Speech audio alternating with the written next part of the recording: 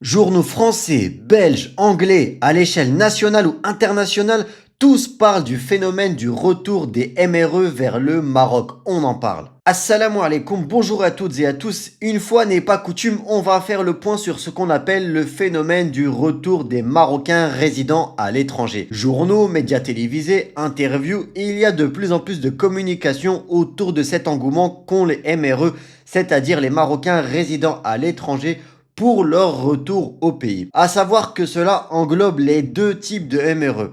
Ah bon, il y a deux types de MRE? Oui, entre guillemets. Il y a les MRE qui sont nés au Maroc, qui ont fait une partie ou l'entièreté de leurs études au Maroc et qui sont partis vivre à l'étranger. Et puis, il y a les binationaux comme moi par exemple, qui sommes nés à l'étranger, en France, en Belgique, en Italie, au Canada, bref, n'importe où, et qui souhaitent rentrer au Maroc.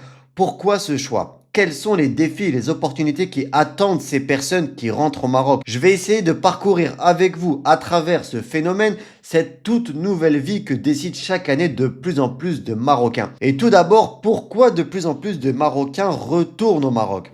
On va être clair, la première raison et la plus importante est la raison religieuse. Et surtout quand on a vécu en France où le combat contre l'islam est devenu de plus en plus important et agressif envers les musulmans, je pense que vous le savez. Mais il y a 6, 7 ou même il y a 8 ans, c'était exclusivement une raison religieuse pour les personnes qui rentraient au Maroc. Aujourd'hui, de nombreux facteurs se sont ajoutés. Un facteur économique. Et oui, c'est dingue, hein. Quitter l'Europe pour rejoindre le Maroc pour des raisons économiques. Et pourtant, c'est bien vrai. Le Covid ayant largement mis en avant le télétravail, cela a ouvert des portes à de nombreuses personnes souhaitant travailler n'importe où géographiquement. Et donc au Maroc ici. Mais ce n'est pas tout, le développement faramineux du royaume marocain a créé de nombreuses opportunités professionnelles. Croissance économique, investissement en immobilier, de nombreuses affaires ont fleuri au Maroc, certains se sont même enrichis via les Airbnb, la restauration et encore plein d'autres secteurs professionnels. Cette croissance s'allie de plus à un coût de la vie inférieur à celui de l'Europe, d'où viennent en majorité ces MRE. Alors oui, pour ça, je vous avoue qu'il a considérablement augmenté au Maroc aussi, la vie coûte beaucoup plus cher par rapport à il y a 10 ans, mais elle reste néanmoins bien plus abordable à celui de l'Occident. Le second facteur est plus émotionnel et plus culturel,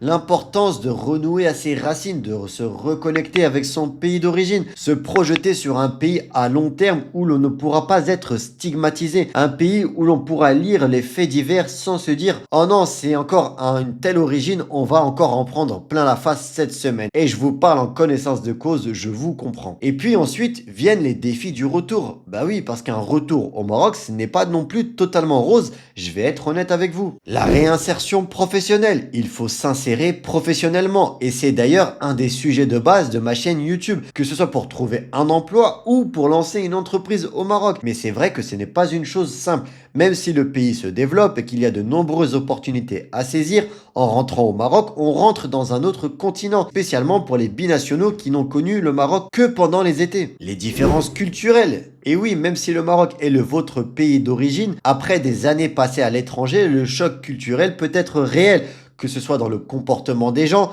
dans les habitudes que l'on a en venant d'Europe par exemple, il y aura forcément une adaptation à faire.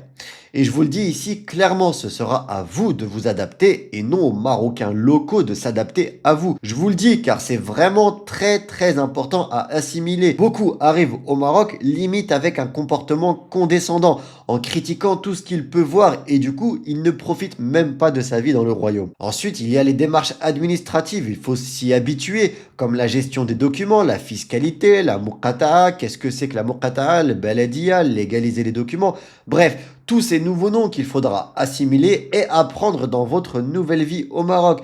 Mais encore une fois, l'avantage, c'est que vous êtes au Maroc. Vous trouverez toujours quelqu'un pour vous accompagner, pour vous guider, pour vous aider. Bon, et quels sont les avantages de revenir au Maroc aujourd'hui en 2024 ou même en 2025 pour ceux qui se projettent? Pourquoi tout le monde en parle? Bah oui, l'avantage religieux, ça je l'ai déjà dit en introduction, mais c'est quand même le plus important, les avantages de vivre sa religion en paix. Tout simplement, encore une fois, je le place en numéro 1 car c'est tellement vital. Les opportunités d'investissement, le pays se développe, on l'a dit, c'est un fait, et donc beaucoup d'investissements ouverts au MRE, que ce soit dans l'immobilier, l'agriculture ou l'entrepreneuriat.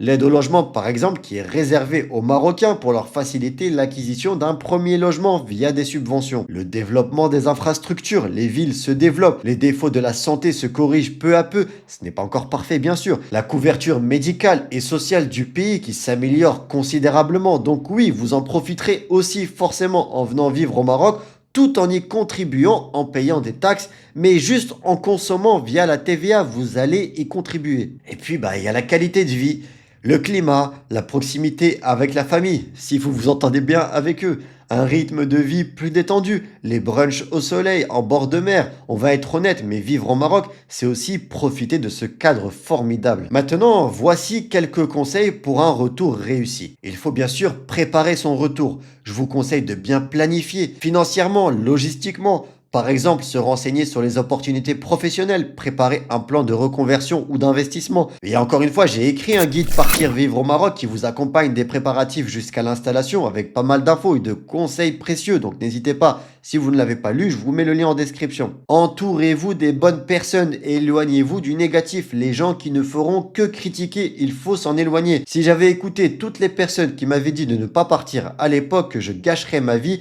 je n'aurais jamais rien fait alors qu'aujourd'hui, ces mêmes personnes me demandent conseil pour pouvoir partir à leur tour. Évoluer dans un environnement sain et positif est tellement important, donc faites très attention à ça. Il faut ensuite être prêt mentalement. Il faut savoir quelle est son intention, l'importance de se préparer mentalement au changement à venir, surtout pour être prêt à faire face aux épreuves. Comme je l'ai dit tout à l'heure, être humble et modeste et s'adapter. Pourquoi on quitte réellement son pays de résidence pour rentrer au Maroc? Je vous assure que si vous gardez ça en tête, Inch'Allah, vous serez armé. Bon, c'était pas un format habituel, je vous l'avoue. J'ai beaucoup parlé, partagé ce que j'avais un peu sur le cœur. Dites-moi, vous, en commentaire, ce que vous pensez de ce phénomène du retour au Maroc.